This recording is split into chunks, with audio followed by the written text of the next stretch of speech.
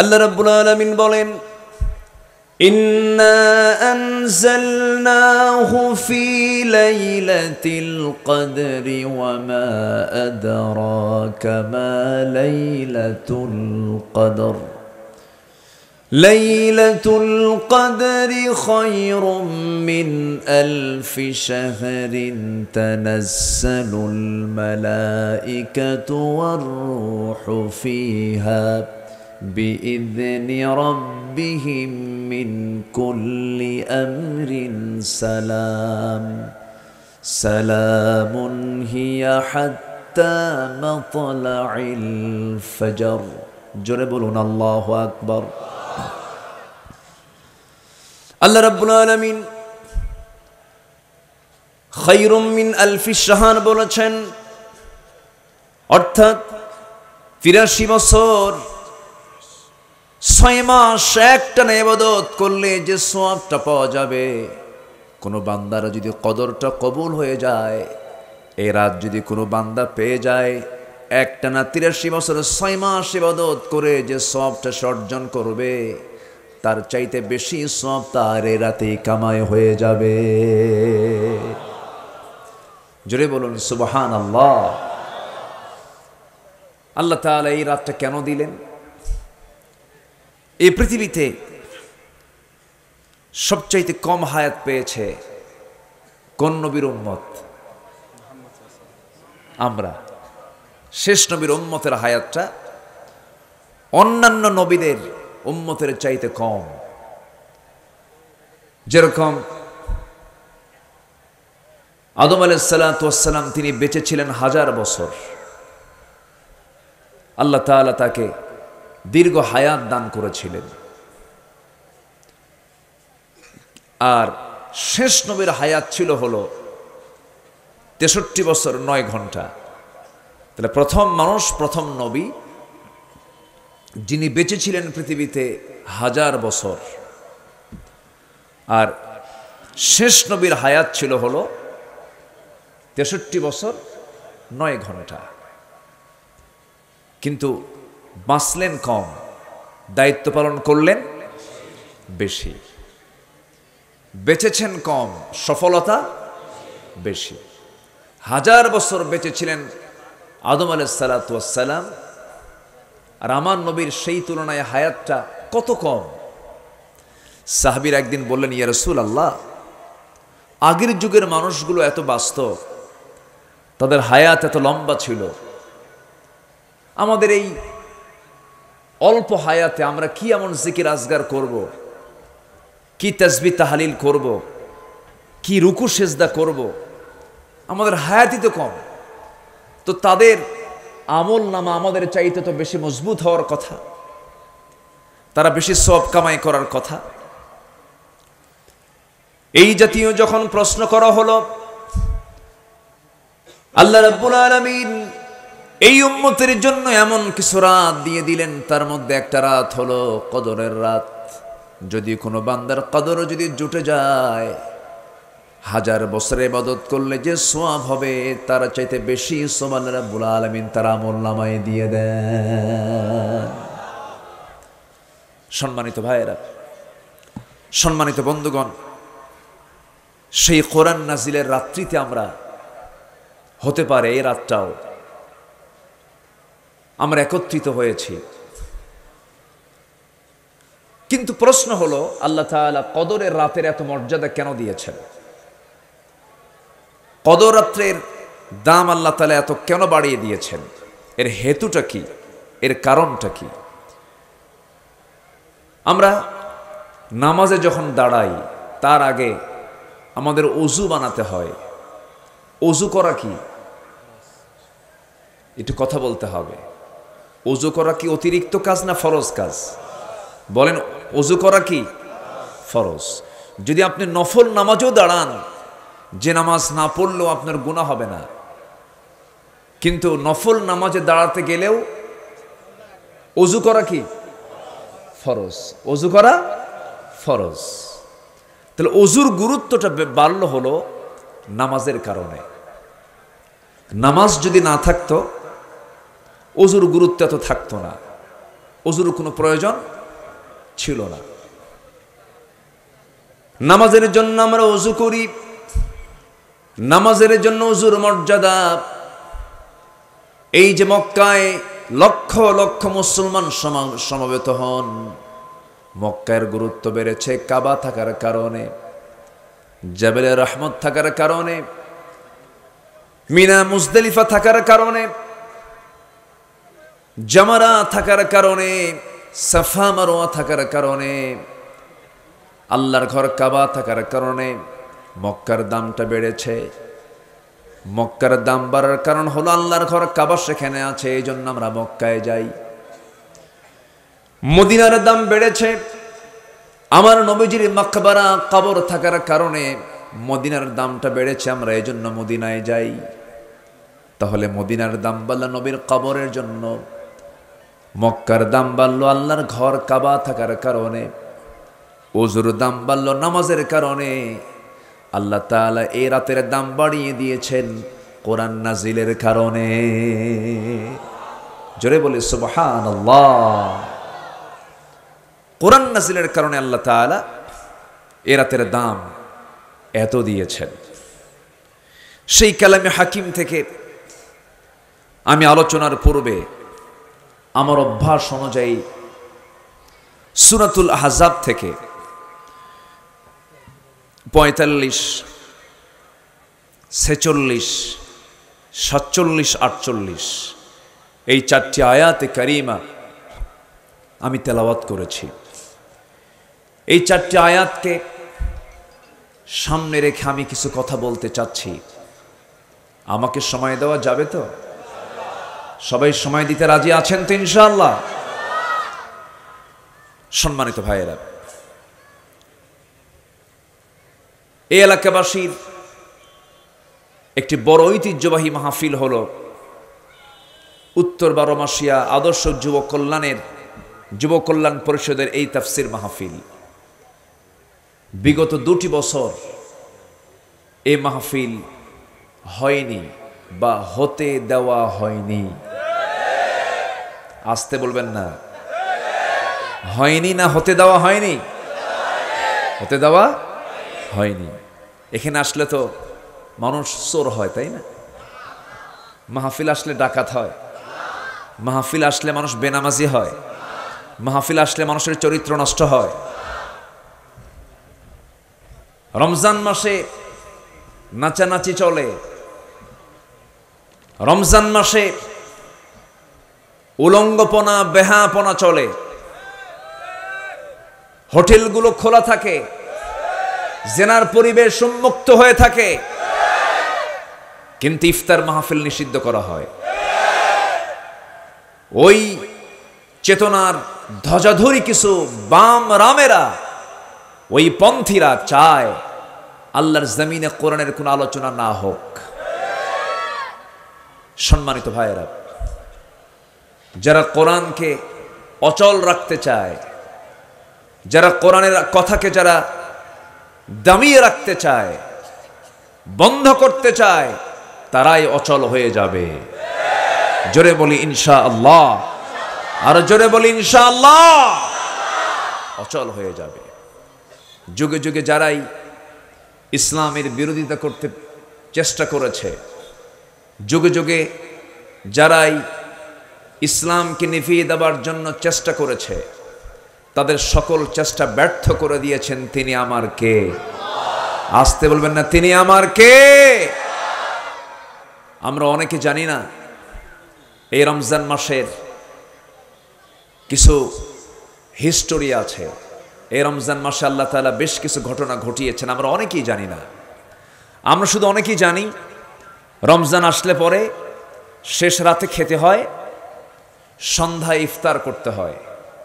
সাহারি খাও, না খেয়ে থাকো, আর ইফতার করো। কিন্তু এই রমজান, এর মধ্যে যে কত ইতিহাস লুকানো আছে এটা অনেকেরই জানা নাই। আমরা জানি দেশের মানুষ, আমরা জানি সবাই বিজয়ের মাস হলো ডিসেম্বর, স্বাধীনতার মাস হলো মার্চ। আমরা কিন্তু এটাই জানি এখন মার্চ মাস চলছে মানে কি আমার দেশে কিসের মাস? স্বাধীনতার মাস। তাই না? জি। তাহলে বিজয়ের মাস, স্বাধীনতার মাস আমরা ডিসেম্বর এবং মার্চকে জানি, কিন্তু আপনি যদি কোরআনকে বলেন, আপনি যদি ইসলামের ইতিহাস থেকে জানতে চান বিজয়ের মাস কোনটা, বদর যুদ্ধের মাস কোনটা, বলেন কোন মাস? আরো জোরে বলেন কোন মাস? রমজান মাস। আমার বন্ধুগণ, আল্লাহ তাআলা একটা বিজয় নামে সূরা নাজিল করেছেন, ইন্না ফাতাহনা লাকা ফাতহাম মুবিনা। হে রাসূল, আমি আপনাকে সুস্পষ্ট বিজয় দিয়েছি। আল্লাহ রাব্বুল আলামিন ইসলামের বিজয়টা দিয়েছেন এই রমজান মাসেই। মক্কা বিজয় হয়েছে রমজান মাসে। যে নবী আমার আল্লাহর হুকুমে, আল্লাহর নির্দেশে রাতের বেলা অন্ধকারে বাল্যকালের বন্ধু, সারা জীবনের বন্ধু সাইয়েদনা আবু বকর সিদ্দিক রাদিয়াল্লাহু তাআলা আনহুকে সঙ্গে করে নিয়ে রাতের আধারে লুকোচুরি করে জাবালে সূরে গিয়ে তিনি 3 দিন 3 রাত আশ্রয় নিয়ে সেখান থেকে সোজা মদিনায় চলে গেলেন, হিজরত করলেন। যখন তিনি হিজরত করেছেন, সাথে ছিল একজন। সেই নবীজি হিজরতের পর ঠিক 10 বছরের মাথায় মহান রব্বুল আলামিন তাকে বিজয় দান করেছিলেন।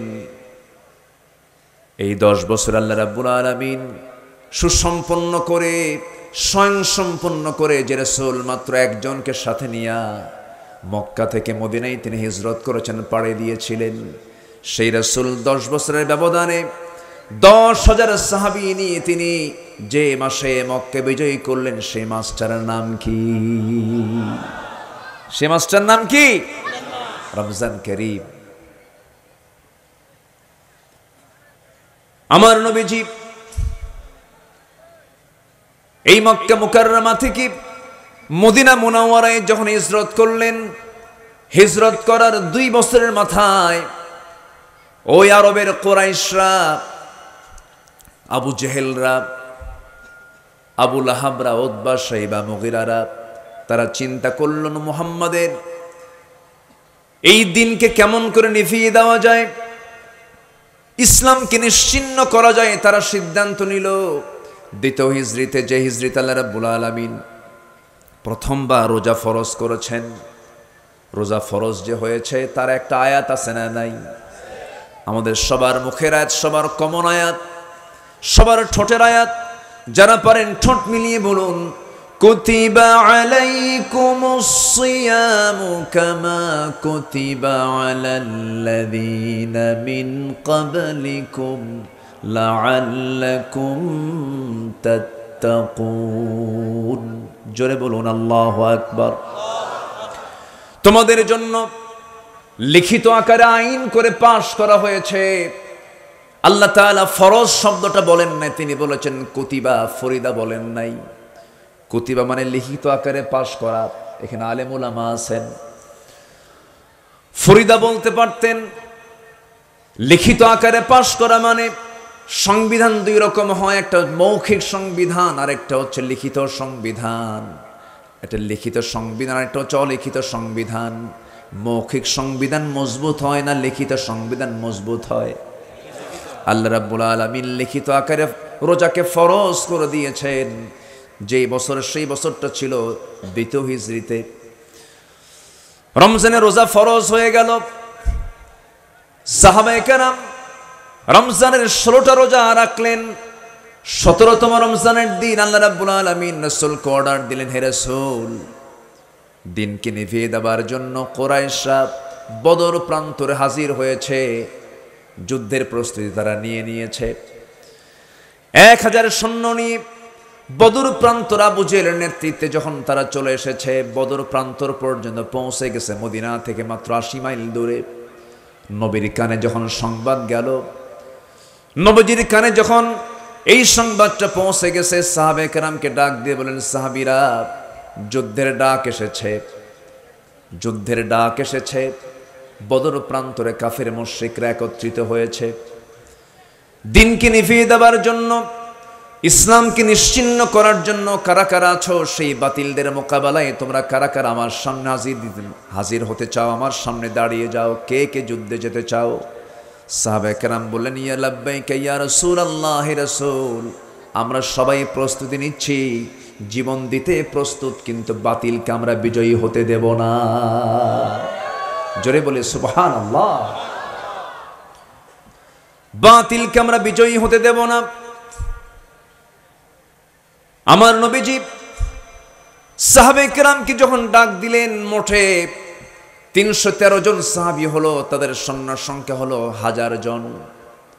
উট নাই, ঘোড়া নাই, তরবারি নাই, খেজুর গাছের ডাল কেটে তারা লাঠি বানায় যুদ্ধের ময়দানে হাজির হয়েছে।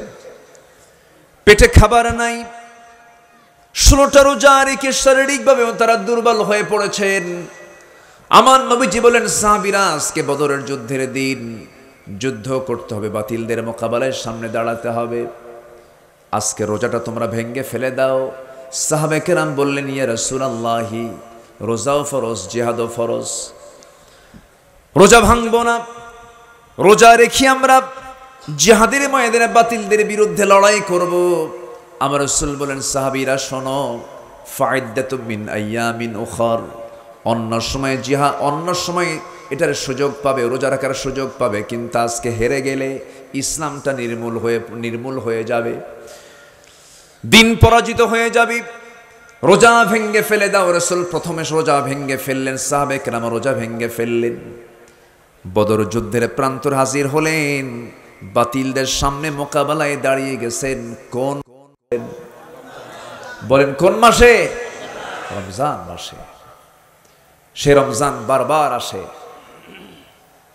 সে রমজান বারবার আমার দরজায় কড়া নাড়ে, কিন্তু সব বুঝি, সেহরি খাওয়া বুঝি, ইফতার করা বুঝি, কিন্তু দিন কায়েম বুঝি না, ঠিক কি না? রোজা রাখা বুঝি, দান সদকা বুঝি, কিন্তু আল্লাহর জমিনে দিন কায়েমের জন্য যে জিহাদের দরকার সেটা বুঝি না, এটা বুঝি না। কারণ এটা বুঝতে গেলে রক্ত যাবে, এটা বুঝতে গেলে জীবন যাবে, এটা বুঝতে গেলে ঘরবাড়ি ছাড়া লাগবে, এটা বুঝতে গেলে হামলা মামলা কারাবরণ আসবে, ঠিক কি না? অনেকে সস্তা জান্নাত পেতে চায়। আমার দেশের কিছু দরবারই তো আছে, যে দরবারের মুরিদ হলে পরে জান্নাতের সার্টিফিকেট দিয়ে দেয়, আছে কি না? আছে। আমার মুরিদ হন, সার্টিফিকেট নিয়ে যান, কিন্তু পীরসাবি জান্নাত পাবে না জাহান্নাম পাবে, ও তো নিজেই জানে না, ঠিক কি না? সম্মানিত ভাইয়েরা, সম্মানিত বন্ধুগণ, দিন কায়েমের জন্য যদি আমার রাসূলকে রমজান মাসে আমার নবীর নেতৃত্বে যদি জিহাদের ময়দানে অংশগ্রহণ করতে হয়, সেই দিন কায়েমের জন্য প্রতিটি ইমানদারের জিহাদের তামান্না রাখার প্রয়োজন এই রমজান মাসে আছে না নয়? দিন কায়েমের জন্য যদি জীবন দিতে হয় রাজি আছেন? রক্ত দিতে হয় রাজি আছেন? মাল দিতে হয় রাজি আছেন? কারা কারা রাজি আছেন দুহাত উঁচু করে দেখান মুসলমান।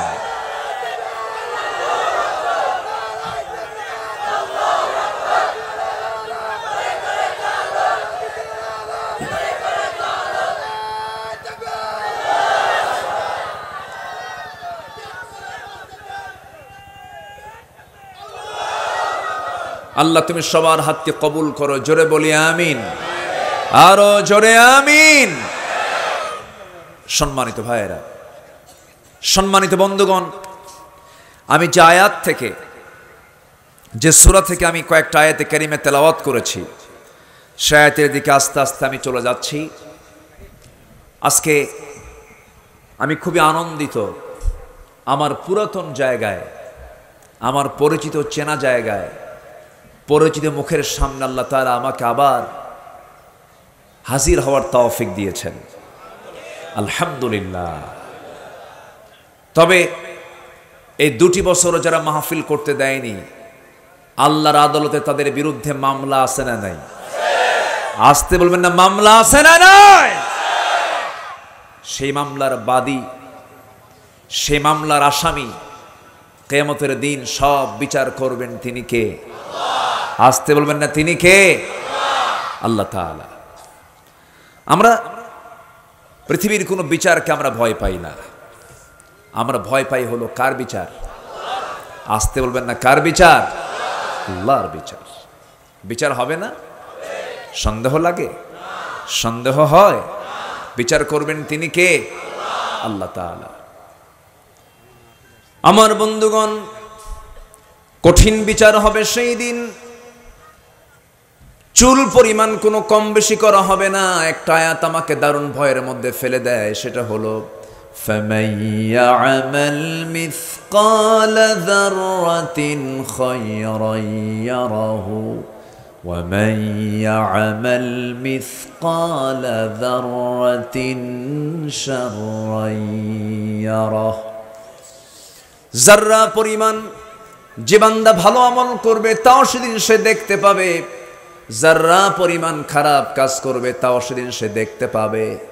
যাররা শব্দটার অর্থ হলো খালি চোখে যা দেখা যায় না, সেটা হলো যাররা।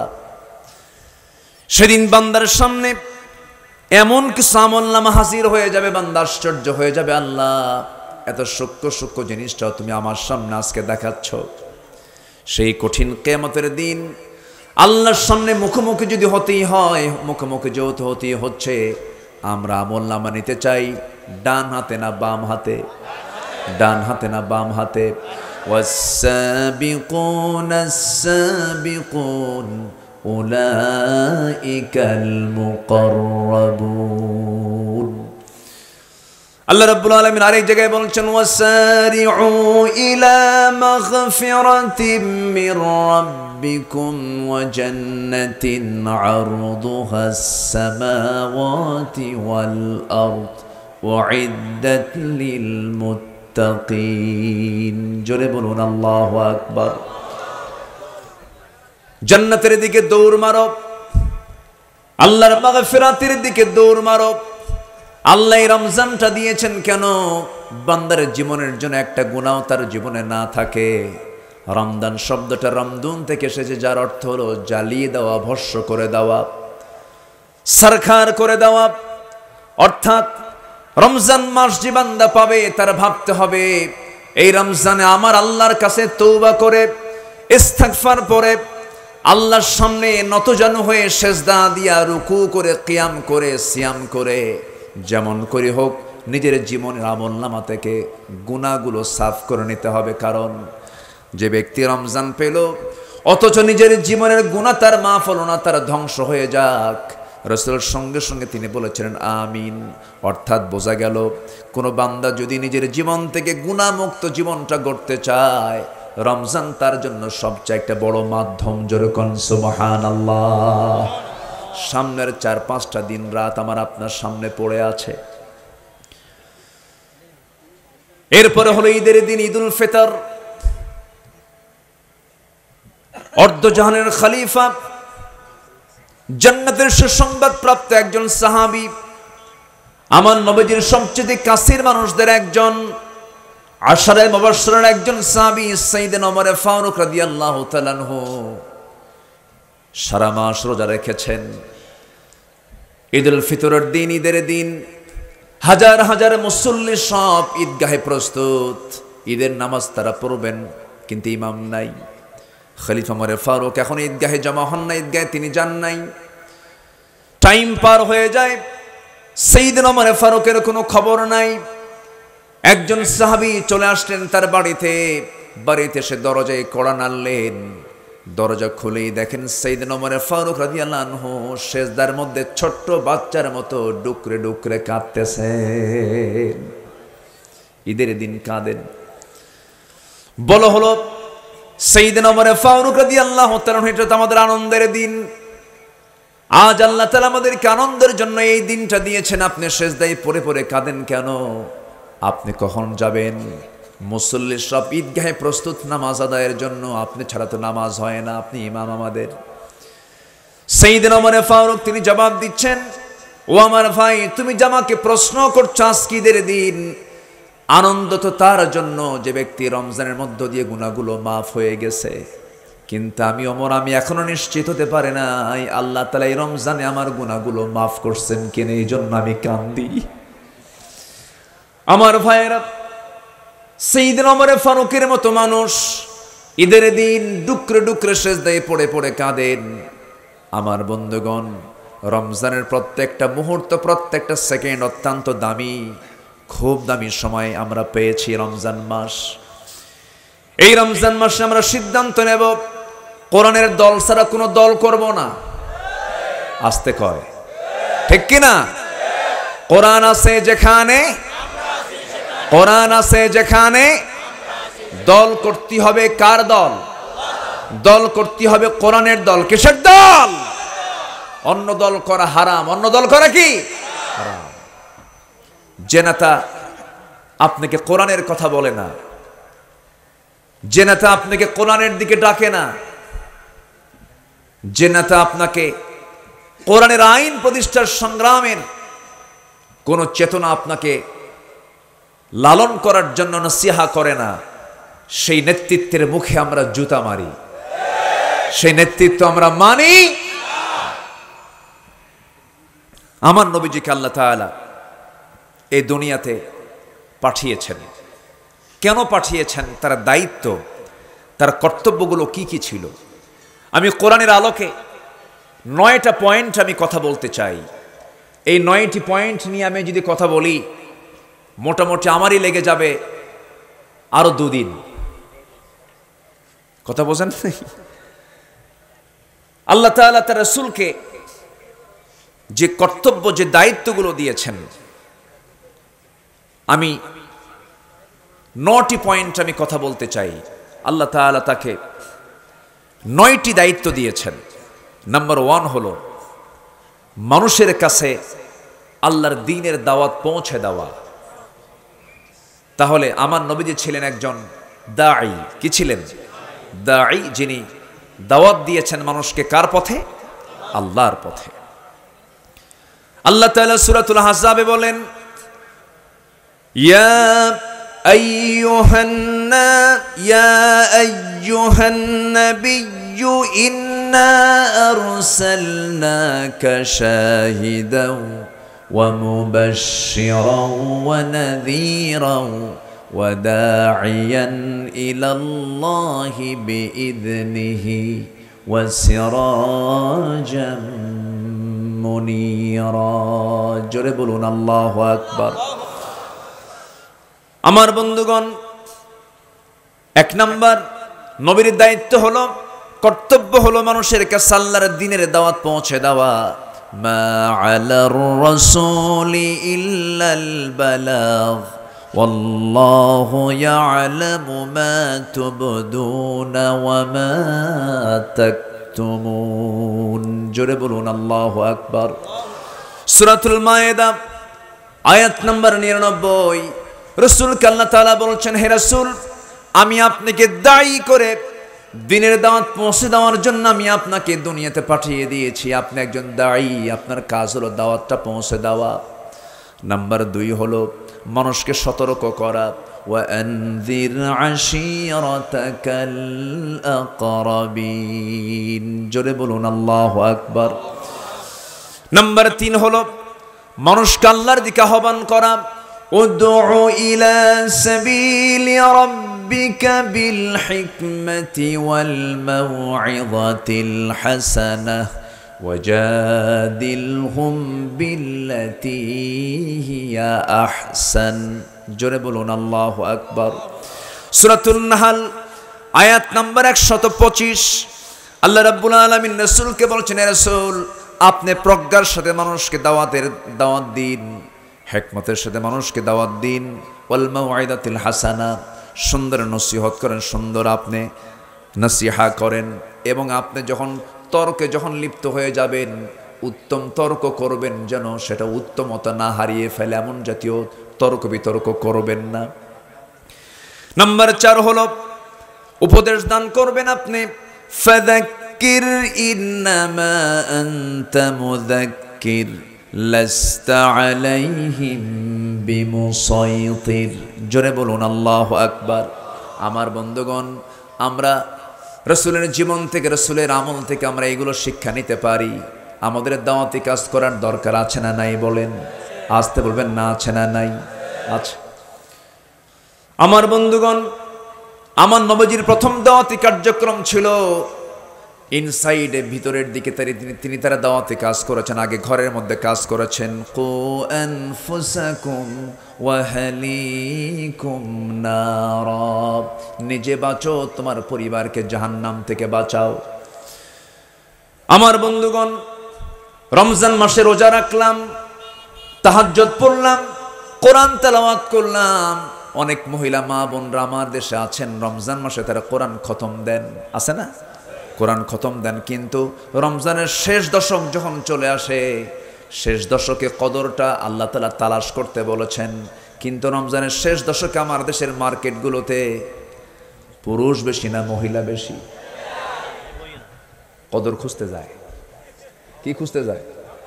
কদর। দিনের বেলা বেশি না রাত্রে বেলা বেশি? রাতে শপিংয়ে চলে যায়।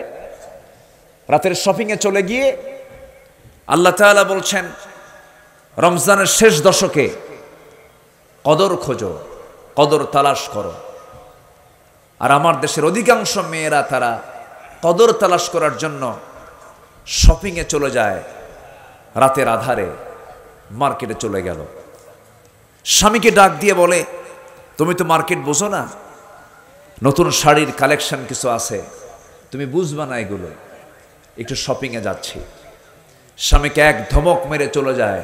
এমন বউ তো বাংলার জমিনে নাই। আসতে বলে, আছে না নাই? তো মার্কেটের দায়িত্ব কি পুরুষের না নারীর? আল্লাহ তাআলা দায়িত্ব দিয়েছেন, বাজারের দায়িত্ব কার? পুরুষের। এখন বাজারের দায়িত্ব নিয়েছে কে? নারী। মেয়েদের ফাংশনটা হচ্ছে আলাদা, পুরুষের ফাংশনটা আলাদা। হ্যাঁ, বিশেষ ওজারাত যদি থাকে, বিশেষ কারণ যদি থাকে, সেটা ভিন্ন কথা, কিন্তু বাজারের ব্যাগটা হাতে নিতে হবে কার? পুরুষের। কারণ একজন নারী নেবে কখন? সে তো মা, বাচ্চার খাবার আছে তার স্তনে, সে তো মা।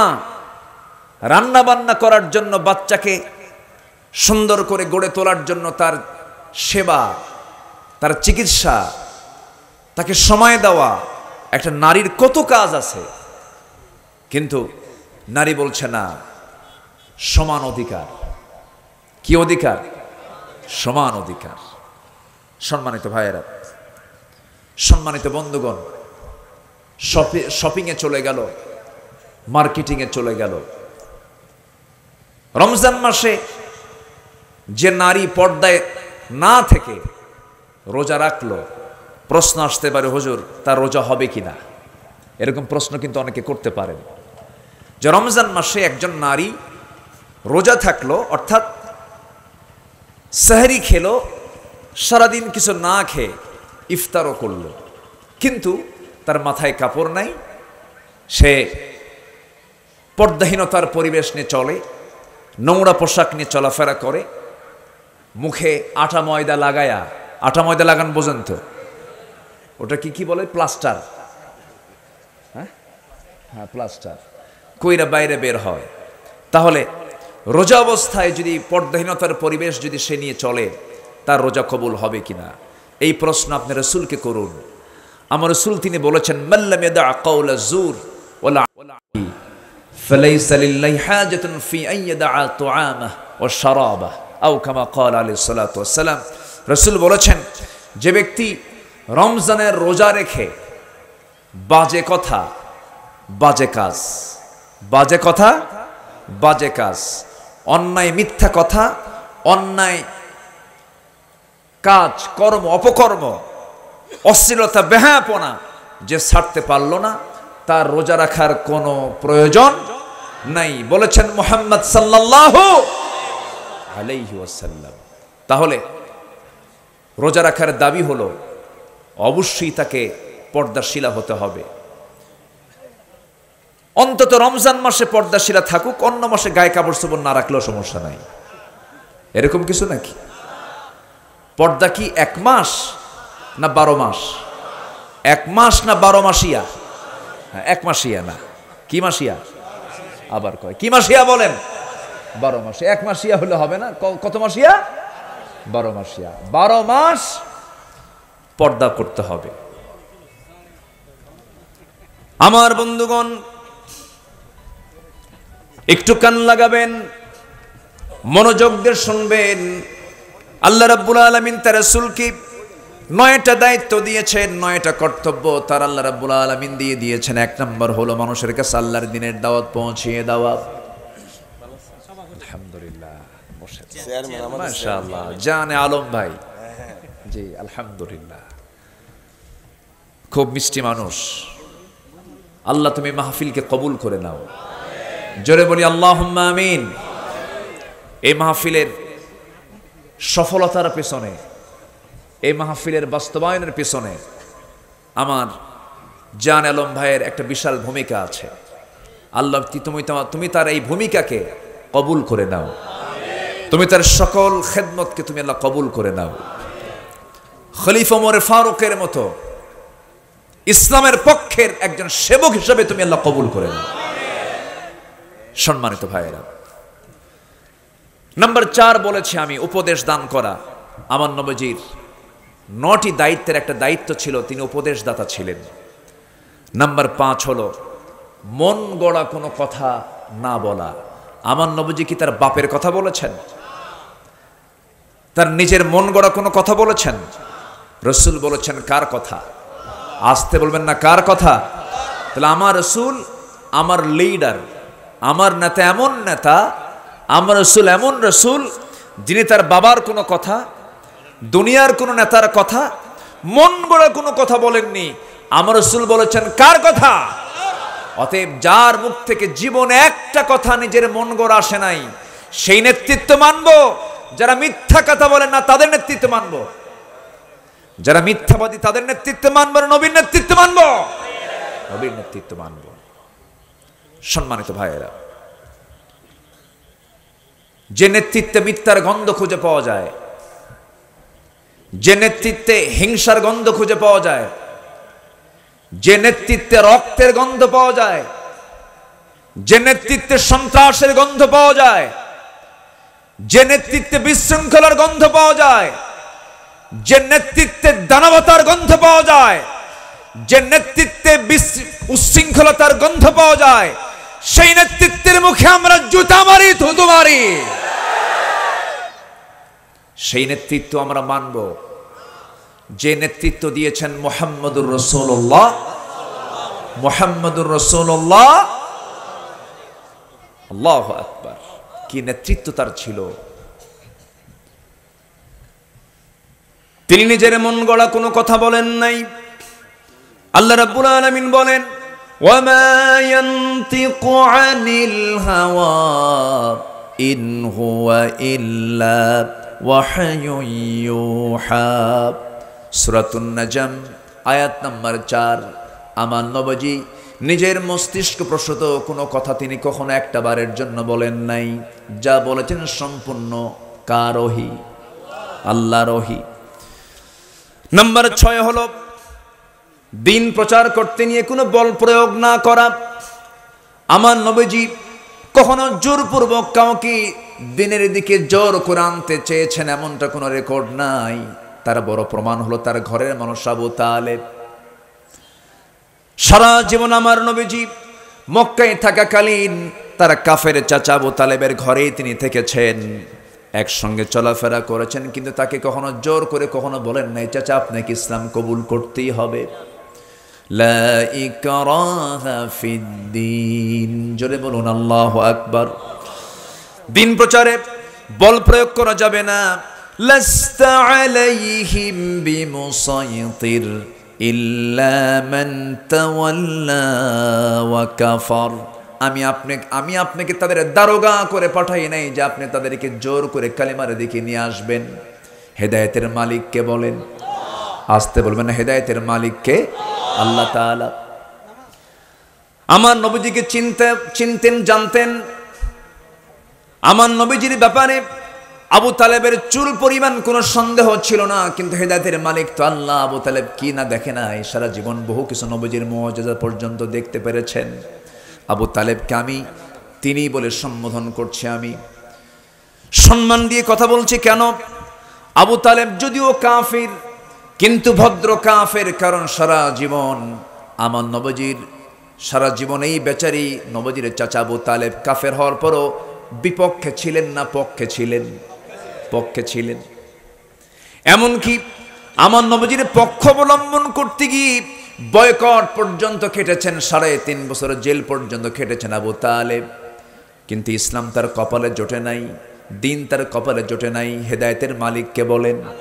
এই জন্য আমরা নামাজের মধ্যে বলি ইহদিনাস সিরাতাল মুস্তাকিম সিরাতাল্লাযীনা আন'আমতা আলাইহিম গায়রিল মাগদুবি আলাইহিম ওয়ালাদ-দাল্লিন।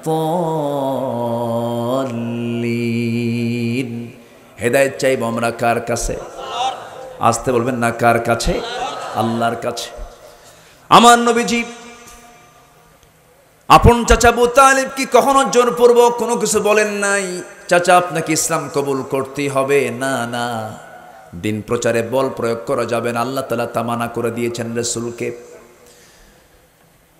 তবে একটা দিন, যেদিন আবু তালেবের মৃত্যু হয়ে যাবে, সেই দিন তার পাশে দাঁড়িয়ে শিওরে বসে আমার রাসূল তার দিকে তাকায় তাকায় চোখের পানি ফেলে ফেলে বলছেন, চাচা আপনি আমাকে ভাষা শিখিয়েছেন, আপনি আমাকে কথা শিখিয়েছেন, আপনি আমাকে ধীরে ধীরে বড় করেছেন।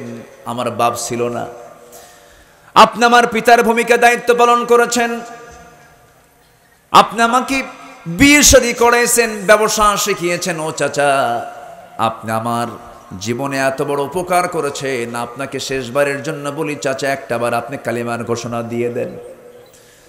পুরো কালিমা বলতে হবে না, শুধু বলবেন লা ইলাহা ইল্লাল্লাহ। এতটুকুন বলবেন, আমি আপনার জন্য বেহেশতের জামিন হয়ে যাব। চাচা একটাবার শুধু বলেন। আবু তালেব বলছে, মুহাম্মদ রে আমাকে বারবার বলতে বলো না, কারণ আমি সব বুঝি, সব জানি, কিন্তু আমি কখনো আমার বাপ দাদার ধর্ম আমি ছাড়তে পারবো না। এমন বাঁকা প্রকৃতির মানুষ এখন বুঝি দুনিয়াতে নাই। আসতে বলবেন না, আছে না নাই? আমার বাপও সোর, আমিও সোর, এরকম আছে না? আছে। আবু তালেব কি দেখে নাই? আমার নবীজির যখন জন্ম হয়ে গেল, জন্মের 3 দিন পর আবু তালিব রাসূলের সামনে একদিন এই ঘটনা বর্ণনা করতেছেন আর বলতেছে, রাসূলকে লক্ষ্য করে আবু তালেব বলতেছেন, মুহাম্মদ শোনো, কোন একটা চাঁদনি রাতের কথা আমার মনে পড়ে গেল, আমি তোমাকে বলতে চাই। মুহাম্মদ। রাসূল বলেন, চাচা আপনি বলেন, কি হয়েছে বলেন।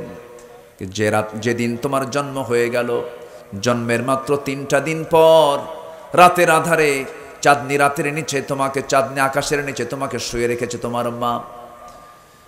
আমি তোমাকে দেখতে গেলাম, দেখতে গিয়ে দেখি তোমাকে খোলা আকাশের নিচে চাঁদনি রাতে তোমাকে শুয়ে রেখেছে। আমি দেখতে পেলাম তোমার মা তোমার কাছে নাই, তোমার মা শুধু হাউমাউ করে কান্দে। তোমার মার চোখে পানি, আমেরের চোখে পানি, কান্না ফোরায় না। তোমাকে দেখলে পরে কান্নার পরিমাণটা বেড়ে যায়, তোমার থেকে দূরে দূরে থাকে। আমি একটা রাত আমি গিয়ে তোমার কাছে গিয়ে লক্ষ্য করে দেখি তুমি একাকী শুয়ে আছো, তোমার পাশে কেউ নাই।